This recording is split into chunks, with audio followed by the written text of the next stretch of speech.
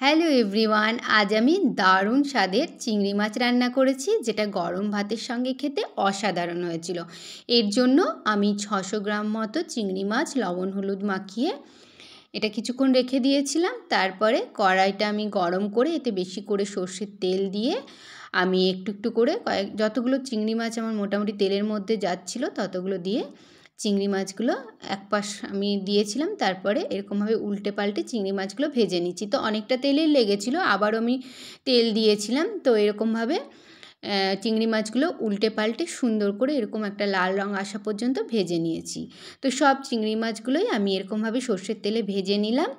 এবারে মশলা বানাবো, তার জন্য নিয়ে নিয়েছি আদা, আর দিয়ে দিচ্ছি দুটো মিডিয়াম সাইজের পেঁয়াজ, এরকম ছোট করে কেটে নিচ্ছি। আর এর মধ্যে আমি দিয়ে দিচ্ছি 10 থেকে 12 কোয়া মতো রসুন, আর ঝালের জন্য দিচ্ছি 3টে কাঁচা লঙ্কা, আর এটা টেস্ট বাড়ানোর জন্য দিয়ে দিচ্ছি বেশ কিছু নারকেলের টুকরো। আর এর মধ্যে দিয়ে দিচ্ছি একটা দারচিনি ছোটো টুকরো করে, আর দুটো লবঙ্গ, আর একটা ছোটো এলাচ দিলাম, আর একটা তেজপাতা দিলাম। এবারে এতে দিয়ে দিচ্ছি একটা টমেটোটা একটু লাল দিলে বেশ কালারটা ভালো আসবে।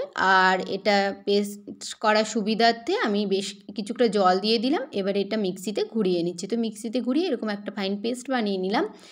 এদিকে কড়াইয়ে আরও একটু সর্ষের তেল দিয়ে তেলটা গরম করে নিয়ে এতে আমি যে মশলার পেস্টটা বানালাম সেটা দিয়ে দিলাম। সম্পূর্ণ পেস্টটা দিয়ে দেওয়ার পরে আমি একটু নাড়াচাড়া করে দিলাম তেলের মধ্যে।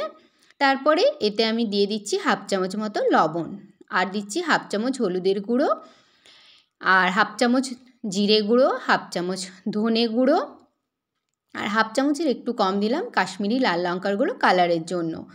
এবারে এগুলোকে সব কিছুকে খুব ভালো মতো মিশিয়ে নিলাম মশলার সঙ্গে, আর মশলাটাকে খুব সুন্দর করে কষিয়ে নিলাম যতক্ষণ না এরকম তেল ছাড়তে শুরু করলো মশলার থেকে।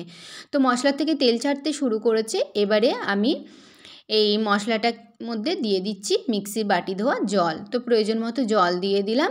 এবারে জলটাকে একটু নাড়াচাড়া করে মশলার মধ্যে সুন্দর করে মিশিয়ে দিলাম। এবারে এটা ফুটে আসা পর্যন্ত অপেক্ষা করব। তো এরকমভাবে গ্রেভিটা ফুটে এসেছে। এবারে এর মধ্যে ভেজে রাখা চিংড়ি মাছগুলো দিয়ে দিচ্ছি। তো আপনারা এরকমভাবে বানিয়ে দেখতে পারেন, দারুণ লাগে খেতে, আর বানানোও ভীষণ সহজ। তো চিংড়ি মাছগুলো এরকমভাবে একটু নাড়াচাড়া করে খুব মানে হালকা হাতে নাড়াচাড়া করতে হবে, নাহলে ভেঙে যাবে। তো এরকমভাবে হালকা হাতে নাড়াচাড়া করে গ্রেভির মধ্যে মিশিয়ে দিলাম। তারপরে এটাকে 5 থেকে 7 মিনিট মিডিয়াম ফ্লেমে ফুটিয়ে নিলেই তৈরি হয়ে গেল দারুণ টেস্টি চিংড়ি মাছের মালাইকারি। তো এরকমভাবে আপনারা একবার ট্রাই করতে পারেন চিংড়ি মাছের malaikari. Please to like comment share and subscribe to my channel. আজ এই পর্যন্তই, দেখা হচ্ছে পরের ভিডিওতে এরকমই সহজ সরল কিন্তু মজাদার কোনো রেসিপি নিয়ে। Thank you.